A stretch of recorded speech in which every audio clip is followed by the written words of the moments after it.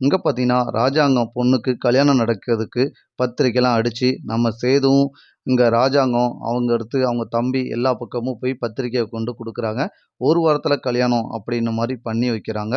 இங்கே தமிழ்கிட்ட போய் சொல்லி நம்ம ராஜாங்கம் பொண்ணு வந்து சொல்கிறாங்க, அண்ணி நீங்கள் தான் இந்த கல்யாணத்தை எப்படியாவது நிறுத்தணும் அண்ணி. எனக்கு நான் வீட்டில் நான் யாரையோ ஒருத்தங்கள நினச்சிக்கிட்டு இருக்கேன். ஆனால் அது யார்கிட்டையும் இப்போதைக்கு நான் சொல்ல முடியாத சூழ்நிலையில் நான் இருக்கேன் அண்ணி. நீங்க தான் எப்படியாவது அண்ணன்ட்ட பேசி இந்த கல்யாணத்த எப்படியாவது நிறுத்தணும் அண்ணி அப்படின்னு சொல்றாங்க. நீ சொல்றதெல்லாம் சரிதாம்மா. உங்க அண்ணனோ இல்லாட்டினா வீட்ல உள்ளவங்க யாரோ என் பேச்ச யாரு கேட்பா? நீ மாட்டுல சொல்ற. ஆனா நான் சொன்னா கேட்குற மாரி எனக்கு தெரியலையேம்மா. எனக்கு ரொம்ப பயமா இருக்க. நான் சொன்னா கேட்பாங்களா? உன் மனச வந்து புரிஞ்சுக்கிற மனசு யாருமே வீட்ல இல்லையா?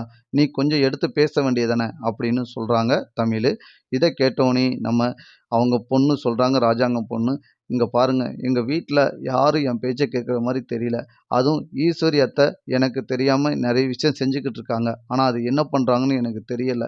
ஆனா அப்பாவுக்கு வந்து நான் பேசினா எதுவும் அவங்க மனசு துன்புறுமேன்ட்டு நான் பேசாம இருக்கேன். ஆனா ஈஸ்வரி ஆன்ட்டிக்கு இதில ஏதோ லாபம் இருக்கு. அதனால தான் இந்த விஷயத்த ரொம்ப கேர் எடுத்து பண்ணி எனக்கு கல்யாணத்த முடிச்சு வைக்கிறதுக்கு ரொம்ப முயற்சி எடுத்துட்டு இருக்காங்க. அதுவும் அர்ஜென்ட்டா கல்யாணம் முடிக்கிறதுலயே தெரிய வேண்டாமா மைனி? நீங்க தான் எனக்கு எப்படியாவது அண்ணன்ட்ட பேசி இத நிறுத்தணும் அப்படின்னு சொல்றாங்க. சரிம்மா நான் பேசி பார்க்குறேன் உங்க அண்ணன்ட்ட அப்படின்னு சொல்லிட்டு அனுப்புறாங்க. இங்க ராஜாங்கம் வந்து நம்ம இவங்கட்ட பேசுறாங்க சேதுட்ட. சேது நீ என்னம்மா எல்லா பக்கம் போய் பத்திரிக்கைலாம் குடுத்துட்டு வந்துட்டியா சேது?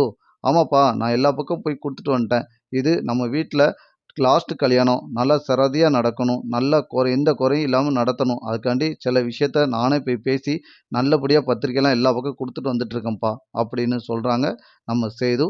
சரிப்பா யாரையும் மிஸ் பண்ணிறாத சேது. சரியா? நானும் தெரிஞ்சவங்க எல்லாருக்கும் தகவல சொல்லியிருந்தேன். நீனும் யாரையும் மிஸ் பண்ணிறாத. இது தங்கச்சி கல்யாணம். நீ தான் முன்னாடி நின்னு நடத்தணும் அப்படின்னு சொல்றாரு ராஜாங்கம். இத கேட்ட சேதுக்கு சரிப்பா நீ இதுல எந்த குறையும் இல்லாம நான் நடத்திடுதேன்ப்பா அப்படின்னு சேதுவும் சொல்றாங்க. இங்க சேது வீட்டுக்கு வந்த பிறகு நம்ம தமிழும் வீட்டுக்குள்ள வராங்க.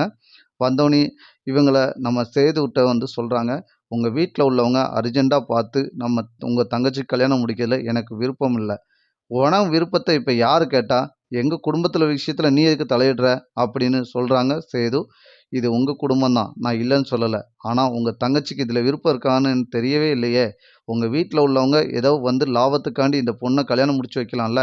அத கொஞ்சமா நீங்க யோசிக்க வேண்டியது தானே?" அப்படின்னு தமிழ் சொல்றாங்க.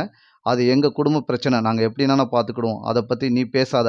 உங்க குடும்பத்துல யாராவது இப்படிதான் வந்து பேசுவீங்களா? குடும்பத்துல நல்ல விஷயம் நடக்க விடமாட்டீங்களா?" அப்படின்னு சேது சொல்றாரு.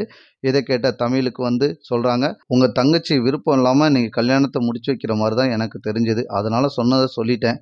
அந்த மாப்பிள்ளை வீட்ல நல்ல குடும்பம் மாரி எனக்கு தெரியல. விசாரிச்சு குடுக்குறது நல்லது." அப்படின்னு தமிழு சொல்றாங்க. இத கேட்ட சேதுக்கு வந்து சந்தேகம் வருது. அடுத்தடுத்த எபிசோடு இப்படிதான் நண்பர்களே போப்போது. இந்த கதை பிடிச்சிருந்தா லைக் பண்ணி